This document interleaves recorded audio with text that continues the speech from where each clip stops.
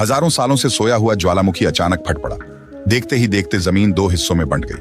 पहाड़ भीषण तरीके से ढहने लगे और मानो भूस्खलन की तरह लाखों टन पत्थर समुद्र में समा गए। यह खौफनाक नजारा देखकर दोनों वहीं के वहीं सन्न रह गए। उसी समय एयरपोर्ट पर खड़ा विमान उड़ान भरने की तैयारी कर रहा था। तभी यात्रियों ने इस विनाशकारी नजारे को देख लिया और पूरा केबिन अफरा तफरी में बदल गया।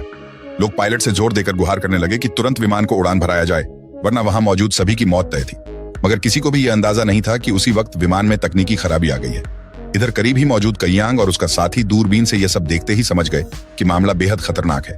उन्होंने अंदाजा लगा लिया कि यह छोटा शहर अब बचने वाला नहीं है और उन्हें तुरंत यहां से निकलना होगा।